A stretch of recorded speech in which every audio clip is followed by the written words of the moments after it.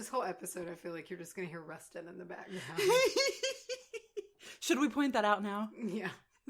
Hey guys, if you hear a booming voice in the background, That's Rustin. It's Mace's brother. He's here.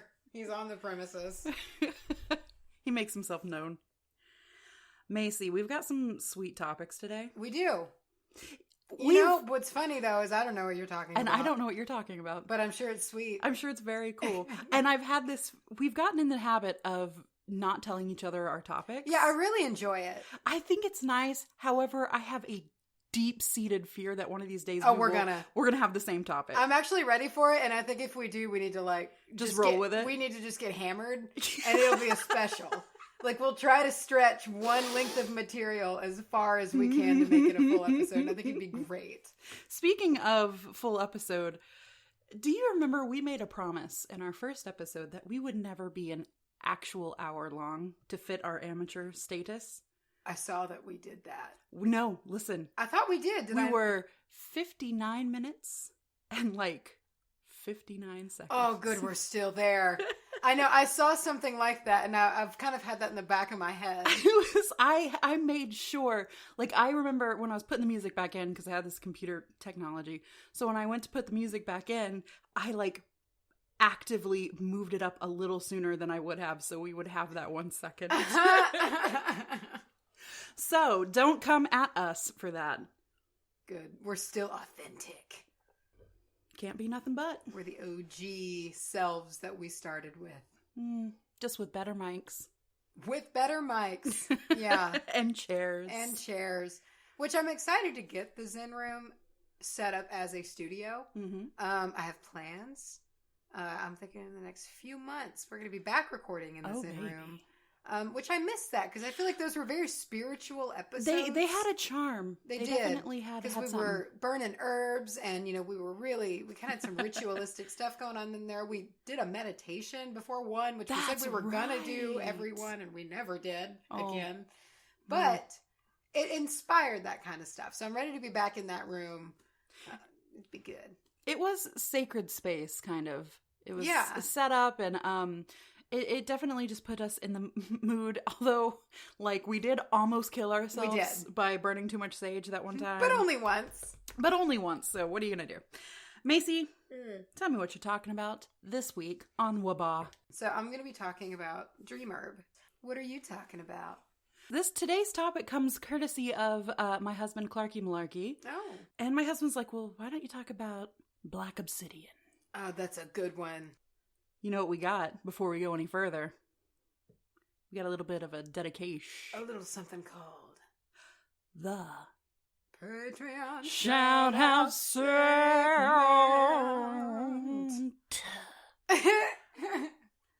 This year, all year we dedicate all episodes. No, this episode is dedicated to Cynthia Christ. Yes, ma'am. Cynthia Christ. Thank you, Cynthia Christ. When we ordered to ask what name she wanted. I saw this email and I thought it was funny. You asked if we could use her full name and she was like, yeah, I am way out of the broom closet. Yeah. That's greatness. I love it. So, dream herb. Let's talk about it. It's a neat thing. And I think it could be a good tool for a lot of people. And it's definitely been a good tool for me. I'm going to talk about a dream that I had with it. And it's not let's not talk that I learned anything divine or powerful, but it's just fucking crazy. And I just really want to talk about it because I don't usually have dreams like this. But anyway, we'll get started. So dream herb, it's textbook name is Calea Zacatechichi. That's an Aztec word. Yeah, and so we'll get to that. My notes are hilariously out of order, so it's really funny. You'll get a little bit of metaphysical, and then it's it's a shrub. It's just kind of random. So you'll learn that later about the whole Aztec deal. Is it a shrub? It is a shrubby, plant. Oh. It's a mountain plant. Dry, arid climate mountain plant. Love a good shrub. I love a good shrub. They're very stout. You know, I feel like they're all business. Hardy. They're all business. So it resides in the sunflower family, which I thought was neat. I'm a huge sucker for sunflowers. I love them so much. So I was like, that's nice. Your kitchen and dining room is sunflower themed. It's all sunflowery, and I love it. So in just the right climate, like the Goldilocks climate, it can get up to 10 feet tall. It could be a mamma jamma of a bush. Huge bush. Yeah, and so like they'll all kind of knit together. It makes a big like bush-like, shrub thing. All I'm thinking of is that gif where Homer like fades into the shrubs. Usually though, half that size is normal. So about still 5 feet tall, I can get it. It'd be a pretty big plant. It has small, or like for its size, ovular shaped leaves, but they also have like the jagged edges, like the serrated edges, that's kind of what the leaves look like.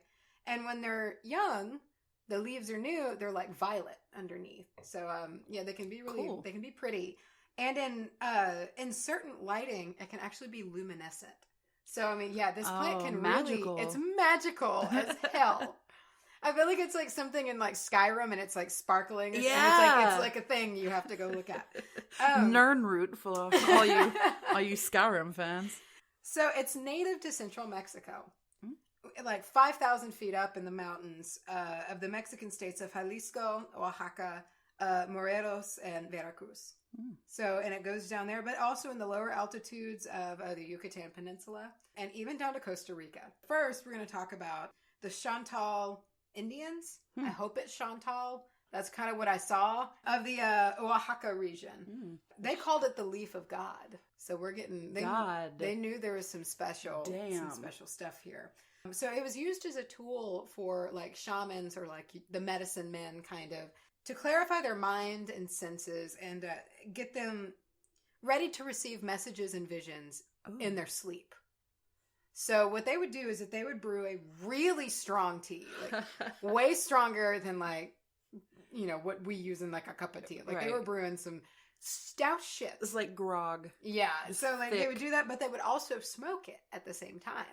And so they would kick back and like relax and drink their tea and smoke it and like go to bed. So they're just packing themselves to the brim with this stuff. Yes, exactly right. So, but the reason is because this plant, while it doesn't like necessarily like make them happen all of a sudden, it encourages lucid dreaming. Oh. Yeah.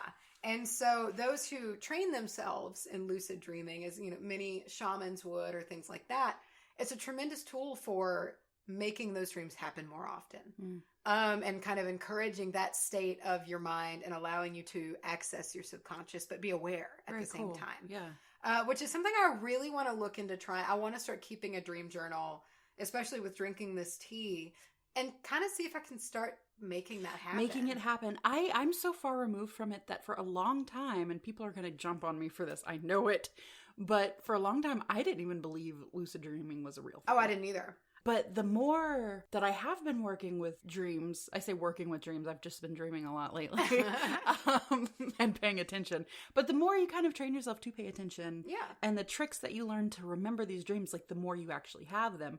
And I could see where it could like go down this path. So report back. A big one is journaling, dream journaling. That seems to be one of the most common tools that I saw to start training yourself to either lucid dream, but to also just be more aware and remember your dreams better, which I really want to do. I think there's a lot of meaning and importance in dreams. If you have a hard time keeping up with a dream journal, because it can be hard to like wake up, like and before write things work down and shit like that, or even just like because like sometimes it's 3 a.m, you wake up and you're like, there's no way I'll forget this dream. But by morning time, you're like, what the fuck was that dream? Yeah. If you find it hard to actually wake yourself up enough to keep a journal, what really worked for me for a little while was phone notes. That's pretty smart. Like recording yourself on the phone, because I just had the app ready to roll, so I turned my phone on. And then sometimes in the morning, I'd have these amazing things to listen to. That you'd forgotten. That I'd forgotten. And then sometimes it was just like, Clark was there. And like that awesome. Would be like, but it might work for you. For entertainment alone, that sounds worth it. Just to like hear my batshit self at like 4 a.m. Shit you don't even remember saying. Yeah. Oh, I love it. Okay, so the reason that it does this is because of compounds that it possesses. Another long scientific word. Oh. It looks like germacranolids, which are also where the bitterness comes from. So there's like an important thing here, and I'll explain it more in depth in a bit because of how my notes are structured. But like the native natural herb is very bitter. And so it's kind of been in like the US and Canada, however, you don't find the bitter version. You find like the new, or like, I don't know, new is not the right word, but like more of an adapted to not be so bitter plant. Okay. But the, in the original plant, in its natural state, these germicranolids are like where the sharp bitterness comes from. Oh. However, the unbitter version still has just about the same effects, if not identical. Really? So, yeah. Okay. It's believed to allow the user to access information in their subconscious, allowing for dreamwalkers to be guided by spirits. And I love the term dreamwalker. Dreamwalker? Yeah. Whoa. Yeah. Isn't that beautiful? Yes. Because it makes it more of a tangible place. Yeah. It's like a universe. Cool. And you are a dreamwalker. I think it's incredible. Very cool. So the dreams that it provokes are, you know, for those who are trained, are lucid. However, if not, they'll be vivid. You know, these kind of wild, vivid dreams. But for those who don't know, and if I didn't like explain it in depth enough, lucid dreaming is being in a dream. However, you are aware of what's going on. You have control, kind of varying levels of control. I mean, you might have real control over the dream or things like that, but also you might just be aware that you're dreaming and you have some, you know, some wiggle room to do things like that. Right. So it's I have had that happen. Yeah. That's still, you have you're self-aware in the dream. You know that you're dreaming. I've been like, I think I'm dreaming. And I always wake up right after that. I do too. Yeah. I'll do the same thing. And it's usually, I only do that like if I'm having very despair-ridden dreams where I don't want things to be real. Yeah. I'm always like, I think I'm dreaming. This can't be real. This can't be real. I have to be dreaming. Yeah, and then I'll wake up. And that happens for me more often And then there's that moment of like, oh, thank God. Holy shit. Yeah. So the dreams can feel, especially when they're lucid, very long. You know those dreams that you have, and I mean, it feels like hours and hours and hours, when in reality, according to your sleep cycle, it's probably like 30 minutes long. Right, yeah. But some people have reported that it can feel like a journey of days. Oh. Yeah, like a very long journey. That's almost terrifying. Yeah, I know. I kind of thought the same thing. There's some interesting trends going on. So much like, and before I go on, let me first explain, it is not as highly psychoactive as DMT, but this is just a very, very weak comparison. So like how in DMT, you hear the same running trends of people meeting deities or different planets and things like that. There's similar patterns that go on with dreams, with dream herb. Users from all over the place saying that they've either accessed different dimensions, but very commonly very futuristic or alien worlds. Almost like they go to a different place. Oh. But it happens a lot, which is a really interesting thing. Huh. Yeah, like whole futuristic civilizations, and some have reported that it's like you wake up and you're like, oh, damn it. Because it's like this beautiful world. Yeah. Like you visit this unknown, like crazy, crazy place and it feels real. So I love that. It's like this whole actual world within itself. That's fascinating. Walk within. Yeah. Calea Zacatechichi. Due to difficulty in germination, this plant is actually cloned more often than not. Just like good marijuana. Like, cool. Yeah. And the clones are like almost impossible to not sprout. Like, they're very, very hardy. Wow. Yeah, so, I mean, like, they did... go science. I know. Well, and they did a study with one, and, like, they did a clipping, and they put it in, like, a basically nutrient non-existent soil, and left it for a year, and it was fine. Like, it's really intense, and it could grow in, like, almost all grow mediums. Like, it's a tough dude. I guarantee you it still won't be able to grow in Forney, Texas. So both leaves and flowers can be used in teas or smokes if you're into that kind of thing. And first, let me pause and say, like, any site that you see says that this is not fit for human consumption. Oh. And I risked it. I haven't looked into that, but I feel like that's very important to note. We are not suggesting you try it. Yeah, or look into it yourself. Try it at your own risk, I guess we shall say. There we go. I'm going to cover my bases too. But I saw that it can also be ingested as a capsule. Which I didn't know, like just an herb capsule. But you could pack it pretty strong. Yeah, and you could probably, maybe like a slow release, which kind of works, because I saw one thing, and I'm never going to put in this much effort, but it was like, you need to take it about 4 hours after falling asleep. And I was like, excuse me? So you're supposed to go to sleep.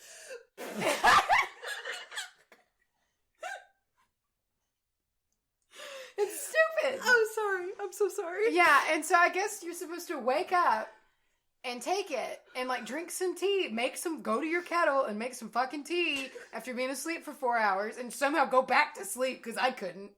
I guess you could like brew a cup of tea and leave it to get cold and gross and then just wake up, slam it, have just a shotgun just shot glass. And then just lay there pissed off that you can't go back to sleep. And then have angry lucid dreams. Yes. Or your lucid dreams is just about you trying to get back to sleep. That would be what would happen. You're stuck there for hours. Oh my god.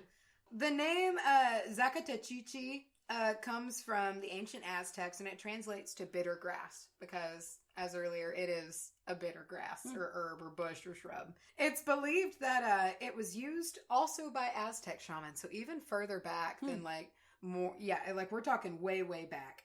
And they would walk in the dream world as well. And it's potentially been found in like Aztec spiritual carvings. Like they think that's what they were carving. Very cool. Yeah. So again, two civilizations granted from the same area, however, that discovered the same uses. While it is like, it has psychoactive compounds in it, it doesn't really have an effect in the waking mind. You might feel relaxed a little bit. Some people say that if you smoke, I guess, a decent amount of it, you'll feel like a slight marijuana-esque, like, relaxation feeling. Not necessarily a high, probably, but, like, you just kind of feel good. Yeah. It's kind of interesting. So while we know a decent amount about it, we don't know a whole lot because, like, well, the first botanical writings of it were in 1834.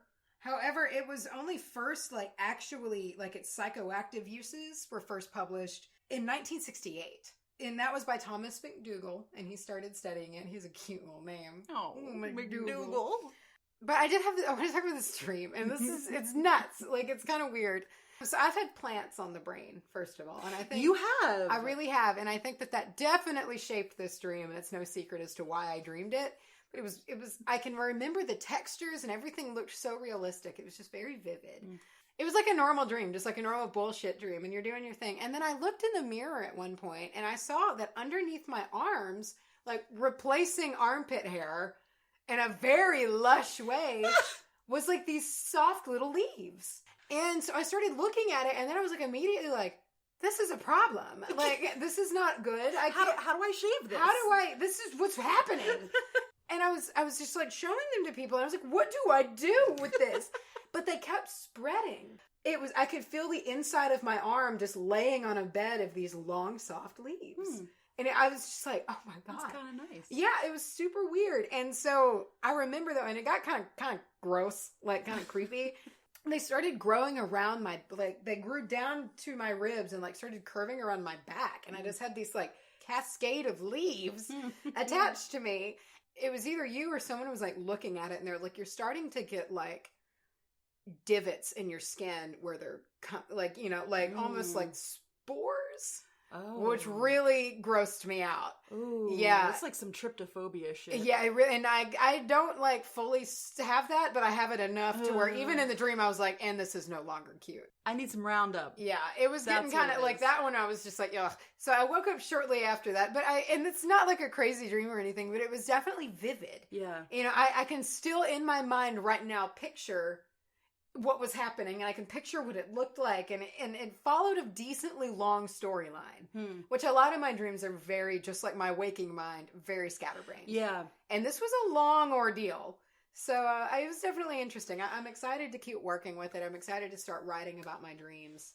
I have a theory that this wasn't actually a dream. This was very much a glimpse into the future. Yeah, I know. I thought about it. And this is how you turn into a plant. I'm just turning into a plant. Yeah. Yeah.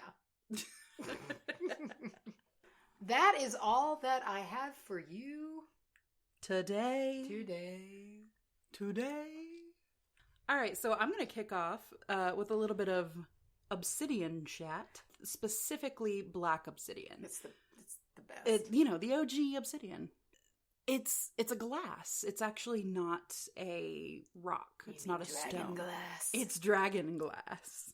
It is volcanic glass, and the reason that it's formed in the way that it is. The reason it's so shiny and then it has like the hardness that it has is because it's extruded from lava and it's cooled super quickly. Yeah, and it's fucking hot. Yeah, and it's so hot, and then it hits, it's usually made by hitting water or by hitting really cold air of some kind. Obsidian is found all over the world. Anywhere there's volcanoes. Yeah, which is everywhere. Pretty much everywhere. Yeah. There's obsidian. So you may get different kinds, like an obsidian up in like a mountain pass that it has like a bunch of snow and it's cold. Yeah. It might have more air bubbles it's like in gonna it. cure differently. Exactly. It's all comes down to like what it's mixed with and how fast it's been cooled, and really, really, it's a very it's a wide variety. It's a wide swath. Of things we're looking at for a very, very long time. I have something here that says, as far as we know, the first use of it began 1.5 million years ago. Like there's evidence to date it back to like tools and weapons and stuff from that long ago. And of course it's something the earth made, so it's been around for as long as that's been capable. When it was given its name and kind of officially discovered, the guy who wanted to slap his name on it was named Obsidius. Oh my god. So he named it Obsidian, which just sounds like such a douchebag. Yeah, I feel like that basically just means like of Obsidius. It's just, like, yeah, Obsidian. I'm Obsidius. What a douche. I know, and by all rights, I haven't done much research on this guy. He was like a Roman explorer and some other stuff. Romans had egos the size of Texas. Oh my god! He could have been a great dude. I'm not saying he wasn't, yada yada, but fucking Obsidius. Kind of going back to the formation process. It is a glass, so it's hard, but it's brittle, much like any glass, like in a mirror or a window. Yeah. Then don't drop it; like it will break fairly easy. That would break my heart. It would be horrible, and I feel like all the little like demons and things that it's collected would just like fly out, spread out. But no, it makes a very brittle glass, and when it does break, it can form shards that are exceptionally sharp, and they can be used in cutting or even as weapons, and even used as scalpel blades. Which is something that my husband was talking about, and I had to look this up. It's been used experimentally, so it's not yet approved by the FDA. However, for use on humans, of course, but of course we can slice up a rat, because in trials on a group of rats, it showed that incisions made by obsidian blades had fewer inflammatory cells produced, like as it was healing, and it had less granulation tissue over a period of like 7 days. Wow. Long term, it didn't seem to have much difference. Yeah. But those early important days of healing, you not only healed faster, but you healed better. And I want to explain here about this less granulation tissue. That's basically scar tissue. Oh, yeah. So if you've ever seen a scar that's like very like ropey, this will be a cleaner heal. This will be a very, very clean heal. I hope that those rats like actually needed surgery. You know they didn't. I know. I'm like, that's all I can think about. And I hope that they just like actually needed something. They didn't just like slice and stitch them up just cause. And I would love to say that we lived in a place where all things had meaning and purpose like that. But I have to think that some dude just like sliced up a rat. I almost guarantee it. In fact, I was so happy to learn that they studied the healing process, because that means that they didn't just kill the rats. Yeah. Anyway, sorry, that got a little dark. But when viewed under an electron microscope, obsidian, like as a scalpel blade or even just as a sharp shard, it's still smooth. Cool. So you can zoom into anything else that you use, and it could have like porosity edges or like little nicks and cracks and stuff. But the obsidian is still just flat smooth. Cool. Which is really, really interesting. So going way back to the Stone Age, Stone Age cultures, this was highly prized. Not only because it was beautiful and they were like, oh, look it, but they also made their arrowheads and their blades from it. Arrowheads are still something that are made with it today. Of course, they're not usually functional. Right, but they are beautiful. But they are beautiful, and they're elemental and ornamental. Why can't I do things?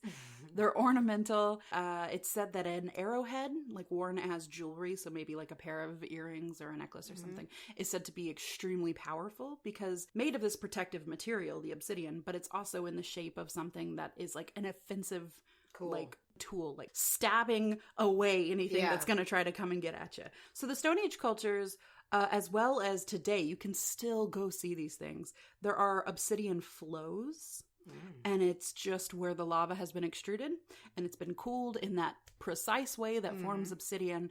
It's just this black obsidian, just fields of it. Wow. You can go and walk on these obsidian flows, and they're all over the world. I would be so grounded. Holy shit. Exactly. You could lay there and you could be like, y'all can't fuck with me. Wow. The Aztecs also used it. Speaking of the Aztecs, they made a war club, and it looked almost like a cricket bat, you know, kind of like a flat. Yeah. And then it had like moons or blades of this obsidian around the sides. Yeah, if you I've saw seen one, those yeah, before, yeah. you've probably seen it before. It's called a Makowitu. Oh. On Easter Island. I love Easter Island. So you know the large stone statues? Obsidian is used in the Maui, which are those big statues. And they're used kind of around the eyes, if I remember correctly. And also, the White Walker killing substance. There you go. I was waiting on it. I was going to say, and it is how you murder a White Walker. Known as dragon glass from Game of Thrones, is actually obsidian. Very cool. If you ever get in some trouble with some White Walkers, you know what to do. Just get them in the neck with some obsidian. Obsidian. I am obsidious. Yeah, so very super early on, almost as soon as it was found that you could polish it, not only did they make mirrors out of it, which it's one of the earliest mirrors besides silver, but it was also used to make scrying devices. That super old tool of divination was put together here in this super old material. So those two things kind of coming together is why very often we will see obsidian scrying mirrors today. Got real big in the Victorian times. I would love one. I would love one so much that it would almost scare me to have. Yeah, I would be terrified that I would destroy it. Bust it. Yeah. And then the demons come out. It's actually said that Nostradamus himself used an obsidian scrying mirror. Oh, shit. Which is wow. Dope. That is pretty cool. All right. So now getting into the metaphiz. I like the metaphiz. Metaphiz. Send us cocktail recipes. Please do. We have a handful of metaphiz recipes. And if you don't know, if you haven't heard, what we're doing is, just as an aside here, sorry, we're taking entries from you guys about a cocktail of your creation. We're going to call it the metaphiz. And on our next spooky-sode, coming up here soon. Oh, yeah. We're going to take our top 3 favorites. Wasn't that what it was? We're going to take our top 3 favorites, drink them throughout the episode. Oh, yeah. So we'll get nice and silly. And then we'll crown a king, I guess, at the end of it. Or queen. Anyway, so the metaphysical properties of obsid, like most of the black stones, it's a fantastic protective stone. It shields the wearer or the holder from negativity. It'll also shield the space that you use it from negativity. What I found interesting is a lot of the black stones, they do this protective thing and they shield it, but obsidian in particular absorbs resentment, anger, fear, or like past traumas that the wearer has been holding on to. It's a fucking vacuum. I think of it as like a black hole. Yeah. And it just takes all this stuff, almost... It's like a different dimension. It just like puts it in a different place entirely. I don't even feel the need to, and I know a lot of people do. To charge it? I don't feel the need to like get rid of the bad shit I put in it because I feel like it has infinite storage space. Yeah. And it's a black hole. It's never, what goes in is never coming out. So it's said to be great for cord cutting. Yeah. Of these past traumas and things that you're holding on to. It's great for grounding. It increases power and resilience. It increases self-control. Golly, can you just imagine just like stripping down and rolling around on those acres I want to go to an obsidian flow and just live on it. I just want to like paint my body up and bring a boombox with a bunch of Wardruna and just go nuts. And just dance. And roll around. Some tourist comes by and they're like, look at her. That was my New Zealand. Where are they New Zealand? I don't know. Look at her. We're when you were 12. Another bogey breakfast. My God. Use obsidian when you really need to dig into your own mind and your own psyche. When you gotta like dig deep, dealing with any kind of major life changes or death even. Whether or not you are dealing with the death of somebody that you're not handling very well, you're having a very hard time with it, or even if you need help kind of coming to terms with death in general. Yeah. They say it's a really good stone for people who know that time's coming for them. And they need help processing it and what does that mean and everything like that. It is also a fantastic manifestation stone. It has similar qualities to me as kyanite, which is funny because they're both those volcanic type. I'm pretty sure kyanite looks volcanic as shit. But things that you've been saying, and of course not like a dead comparison, but there's quite a few things that are pretty similar. Oh, Macy. I thought this was interesting, and I think you will too. Oh. We both had dealings with this in our lives. This stone, unlike any other, is said to protect against attacks, mostly referring to gaslighting. Oh. And I thought that was so... I immediately got furious. Yeah, right? If you're not aware, gaslighting is kind of a manipulation technique where it's... like if Macy, she just took a drink of wine, like if she spilt it and there was like a red wine stain on the carpet... And then I was like, oh my God, you spilt the wine. She'd be like, no, I didn't. You're crazy. Yeah. You know, that kind of thing. It's basically taking like your foothold, shaking it to where you don't feel so sound in what you're thinking. And you start to feel crazy because you're like, I know what I saw was true, but they're insisting so heavily that I'm fucked up. And because I think that. And if it happens for long enough, it's incredible what brain can be brainwashed. It's definitely something that when it starts, it's kind of like, oh, that might be a little quirk of theirs. Yeah. And then it really takes hold and you realize that it's severely damaging. Yeah. But however, if you are experiencing that, A, I'm very sorry. God. But B, try some Obsidian to kind of like suck in the bullshit that they're spewing at you. Interestingly enough, it is said that you don't want to wear for very long periods of time. Now, I couldn't find if this was like weeks at a time or like hours and hours at a time. Yeah. So I would save it for a little chunk of the day that you feel like you really need it. Save it for a rainy day. Exactly. Because if you do wear it for extended periods of time, it can bring on feelings of self-doubt. And I interpret that as being, it's such a strong vacuum. I feel like it's almost turning your spirit inside out. Exactly. It's gonna start grabbing, if it doesn't have any negative shit to grab onto, it's gonna be just like, oh, here's a soul, let me take it. So be careful with that. And that's Obsidian, ladies and gentlemen. All right, so we gotta talk. Uh-oh. So never words I like to hear. I know, they're usually never good. We need to talk. But we got a good thing. Good thing. We're talking about the 30-day. Good things coming. 30-day Magical Roots Challenge. You've got a big storm coming. Day 22, or week whatever this is for us. The first one was self-purification. Did you do any? I did do some self-purification. Our last episode, I talked about magical hygiene. So I've been trying to stick little things into my magical hygiene practice and keep myself clean. I've been Palo Santoing every day after a shower. Good. And in the shower, I used some of my mother's homemade purifying like lavender and peppermint scrub. God, everything that Such a Witch makes. Such a Witch. Is like gold. And it feels powerful to me. And of course I have that emotional attachment to it. It's made with love. And you can feel that when someone makes something for you that they really truly are putting this intent into, you're like, all right. Especially since she is such a witch. Absolutely. It's great. And now that she's kind of claimed that, it amplifies. So I've been doing that, followed up with some Palo Santoing, just as a general, because I'm not trying to sage every day. I'm not trying to blast my ass out. I haven't saged in a while. Same, exactly. I just feel like I need to. I feel like it's too powerful for right now. Okay, so I took a bath, but my self-purification this week was actually kind of simplified. So, I've made my baths a very complicated process. They usually involve some dance. There's a lot of stuff burning. There's meditation. Yeah, they've gotten very, what did you say? Progesterone? Sean Connery came to visit, and he said astral projection. And so they've kind of turned into a lot of work, And so this time I just put on Mysterious Universe and I just took a normal bath. Yeah. And it was really great. I had my abalone shell and, I was burning resins and whatnot, but I just kind of had a girl bath, not like a shaman bath. Yeah. And it was really nice. And I emerged from it feeling really good.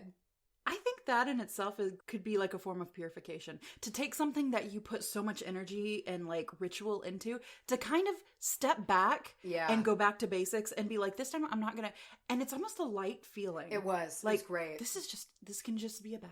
It can It just was great. be a bath. Didn't have to think hard. Yeah. So the next one is day 23 or week whatever this is, Book of Shadows or Grimoire. This week I started my plant grimoire. You did, and it's beautiful. I'm very excited about it. I'll post a picture of it.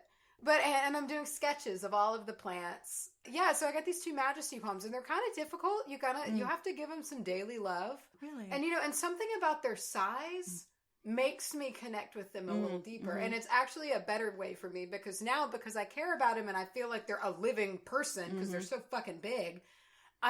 Twice a day, I want to spritz them with water with a spray bottle. And I want to make sure and check all of this and put the Epsom salts in the soil and make sure the thing, I don't know. Because if they died, I'd feel like I killed a person.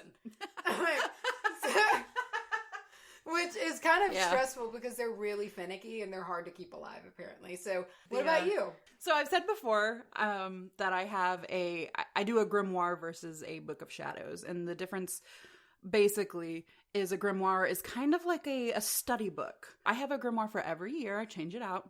And that's just where I take my notes. And if I think, hey, what about white copal? Let me learn about white copal. I'll sit down and write a little bit about it. But I do plan to this year, now that I have a full year's worth of grimoire writing, to get a nice little Book of Shadows and to kind of start my like official textbook of Charlye magic. It feels really great. Yeah. The next one is Sabbats, which you guys know our deal on Sabbats. We do every other one. I love, personally, an excuse to celebrate. And I do try to think about what the day means. I found that most of them, if not all of them, really help to instill that feeling of gratitude. That was one of the first things I really fell in love with about this whole world. Yeah, yeah. I think every Sabbat is like special in its own right. Even the summer ones, which I don't love that time of the year. It all adds to the full year. It all adds to life, and how we experience it. I have the special affinity for Samhain. And then on my notes I just wrote duh. But also, oddly enough, I love Imbolg and Ostara. And Imbolg's coming up here in February, and they're spring Sabbats, which is so weird for me because I don't like to see spring coming around because that means summer's coming. Yeah. However, my 2 favorite Sabbats after Samhain, are like springish. Are springish. And I think that's because what they represent is like this stirring and this change and like this get back to work, take control, like get at it kind of feeling that they have. Like that really resonates with me and it fucking psychs me up. Good. So like I do love those. Just the sense of change for me is very strong at this time. Yeah. That time. It's not here yet. Let's not rush. I have an interesting relationship with the Sabbats. I can definitely feel their importance, like spiritually feel it, I don't do much on them. I ebb and flow with them. But I didn't do a Yule log. I didn't do anything like that. I was jealous of everybody else's. Yeah. But I just don't do that. Beltane, however, you might get a little extra. I'm going to get extra. Yes, baby. Because obvious reasons. One, it's about May, summer's coming, it's about fire, kind of that carnal wildness, which I'm always a fan for. So that's a biggie for me, and I feel like that's kind of when my spirit is awakening, again. Your 2 favorite colors have come back into play. Are back together again. Warm and naked. Again. The thing is since I'm not super a full believer in deities, the Sabbats to me, while they hold a lot of meaning in like an energetic and like universe feeling standpoint, it's just hard for me to celebrate them if I don't fully believe in them. Yeah, I understand. It feels forced to me. Yeah. Which I hate, it seems like it would be a lot of fun. And I think the more I learn, I'll get over that. But right now, it almost feels like I'm just going through the motions. Yeah, exactly. And it is definitely hard to, and unless you, like what I do is I view these deities almost as ideas. Yeah. Or just kind of constructs in themselves. Yeah. And maybe not actual like people, or maybe it's a group of people and they all kind of go by this name. You don't know yet. That's why I like to stick with more of the it's signaling what time of year it is. Yeah. And that's what I mean. Yeah, I'll base it like on universe energy and like all that shit. I'm big with like I always think real hard about like the shit the ancestors went through. Yeah. That's why I love Lamass because of that. That's a real like be grateful for your ancestors, because without them you would be dead. If they woke up one morning and didn't feel like going out and getting a crop. Yeah. You're dead. You're dead. Next time, it's our next to last 30-day challenge. So we've got S-bots. Okay. Or S-bits. Moon Jays. Ones. Create a ritual to honor the moon. Oh, I'm all about it. And then after that is another one that I have been highly anticipating. I've never done it. And every time I think about doing it, I think, no, wait for the challenge. Oh. Create a sigil. I'll sigil. I have never created one. I have used many other ones that I've seen other people make, but this one here is create a sigil. And I'm going to use the long-tested like method of doing that, where you write out what you want it to mean, and then like you strike the vowels, and then you like put everything together. Put it into this thing. I'm going to try doing it that way. And then day 27 is healing. Focus on some self-care today. Didn't we just do that? I feel like we did. Like every other one is like, take a bubble bath. What are you doing in your life to bring health and vitality to your physical and emotional body? Do you practice magical healing or energetic healing or Reiki? If so, practice some today. Macy. Yes. Hit me with that 5-star review. This was posted by I Love Verdi. They said, smart, funny, and full of good witchy info. So appreciate the good research and just skeptical enough outlook on all things witchy and wonderful. Yep. Thank you. Did you know? Listen to me. Look at me. Look me in the eyes. I'm terrified. Look at me right now. She's so amped right now. We have an email address. We have an email address. Okay, and let's do a little PSA really quick. Y'all flood in these spooky stories, okay? Because it's coming. You can send those into wbahpodcast@gmail.com along with your metaphys recipes that we are going to read on that episode, or drink on that episode, and we'll drink all 3 and then maybe more. It'll be fun. It'll be a good time. We're going to also film it again for our Patreon supporters. Yes. That was a lot of fun. I really liked that. Along with that, we are on Instagram. At Witch Bitch Amateur Hour. We're on Twitter at Bitch Hour. Facebook at Witch Amateur Hour. Also, we are on Patreon /WBAH Podcast. Thank you for the consideration. We really appreciate it. It's helped us every single month very much improve the podcast. And also, we do monthly live streams. Oh, yeah, and they're so much fun. They're a lot of fun, and that starts at just $5. We also have a P.O. Box. 865. I do want to say a big thank you to Lexi. So I got my Witch Switch gift. Yes. All the way from across the pond. From what I could tell from the postage, it was from England. Yes. She sent me, and it's so good. It's a black candle, but it's for Hecate. Involves the moon and things like that, and it's licorice scented or anise scented. So it's like, oh, that's right up your the most. I was like, oh, I opened it and was like, wow, and it smells, and it's very slow burning, but it's one of the most magical candles I've ever seen, because I don't know how they did this, but when you light it, the top layer looks just like the moon. Oh, like it gets like this glitter. So if you're looking down into it, like it gets like black and silver patches that look just like the moon. Oh shit. It's so beautiful. And so yeah, I like lit it, and I did it for my care bath, you know, and that was when I used it. And I just like looked over, and it was just shimmering like magic Patronus like thing, and I was just like, whoa. And it's made to scry, and because it ripples too. I mean, it's very fascinating. So thank you, Lexi. You nailed it. It's incredible. I haven't done a post on Facebook because I'm an old woman and I do well enough to just stay alive every day. I just haven't done it. I want to thank my witch bitch switch gift partner as well. They sent me a very cool book of shadows to go along with Charmed. It's almost like a walkthrough guide. I've never seen a single episode. I'm excited to, because another thing I've never actually seen. I've never seen The Craft either. Decent at best. But there's all these witchy things that I've never seen. You know, I've never, and people might hit the fucking ceiling. I have never seen Practical Magic. Neither have I. Really? We gotta watch it. We should watch it. Dude, next time I go record in Fort Worth, we'll watch it. We'll watch Practical Magic. I only recently saw Hocus Pocus. Oh, I love Hocus. I don't see how, because Rustin and I watched Hocus Pocus so much. I don't know how you didn't watch it. Watching it the whole time through, I realized that I had seen every bit of it. Just not in order. Just not in order. Yeah. And mostly at y'all's house. So, thank you very, very much for that. And it looks really good. Like, I was flipping through it, and they talk about, like, in episode so-and-so, season so-and-so, they talk about this spell. Here's the spell. Oh, like, neat. it looks really cool, and I feel like I'm going to get really, really into it. That's fun. That's like a cool activity book. I love it's my new fandom. I love it. Clarky Malarkey also received his from his Witch Switch partner. I know we're talking about this a little bit late, but Macy and I kind of waited to open ours until they had both come in. Yeah. And then, like we said, the P.O. box is a jaunt away from both of us.